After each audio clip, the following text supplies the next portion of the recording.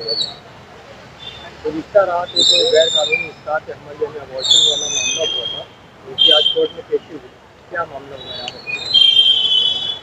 कल यानी कि 19 अगस्त 2025 को 4:50 पर तानाजी सावंत कैंप रोड इनके बंगले पर अनाधिकृत तरीके से एक कोमल नाम की लेडी का एबॉर्शन किए जाने के गुनाह में 5 आरोपियों को मालेगांव कैंप पुलिस स्टेशन ने आरोपी बनाकर अटक की।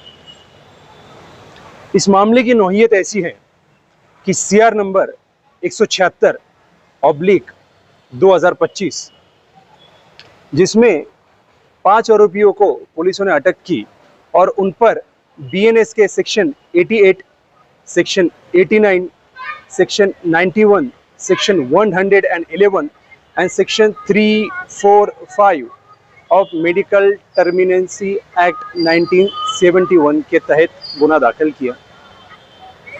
जैसे कि आपको बता चुका हूं मैं कि ये जो गुना है ये 4:50 पर हुआ, मगर इनके खिलाफ में एफआईआर जो है वो आज सुबह 6:15 पर दायर हुई।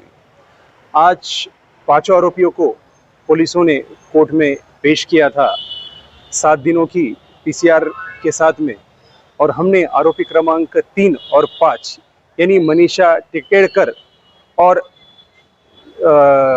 जादव आरती गायकवाड़ की तरफ से हमने पैरवी की। और उसमें पुलिसों का ये कहना था कि एक बीएमएस डॉक्टर सावंत, उसके अलावा एक विनोद, ये मनीषा और ये जो गायकवाड़ है, ये लोगों ने कॉन्स्पिरेसी करके एक अनाधिकृत तरीके से एक बच्ची का एबॉर्शन करने की कोशिश की।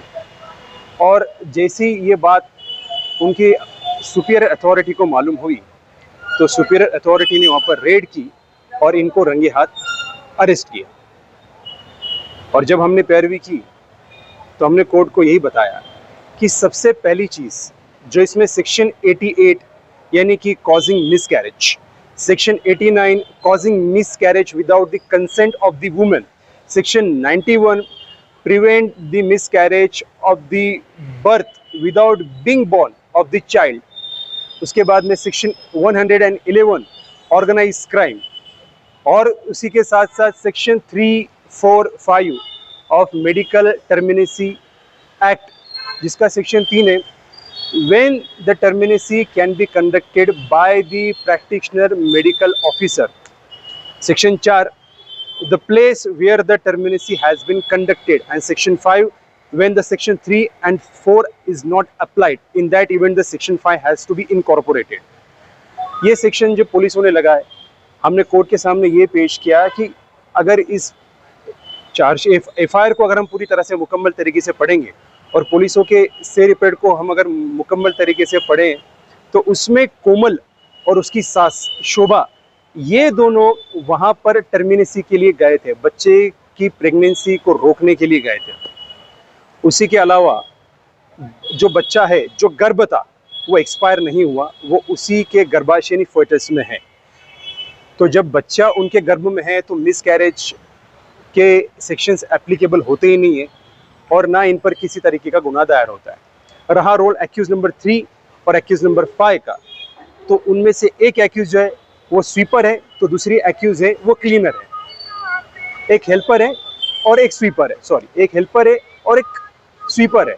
तो ये इनको तो कोई अथॉरिटी नहीं है। अगर सेक्शन 3, 4, 5 अगर देखे जाए तो ये टर्मिनेसी कंडक्ट करने का जो अधिकार है वो किसको है? मेडिकल प्रैक्टिशनर को। ये तो एक हेल्पर है, दूसरी स्वीपर है, तो इनका तो कोई मेजर रोल इसमें नज़र नहीं आता है।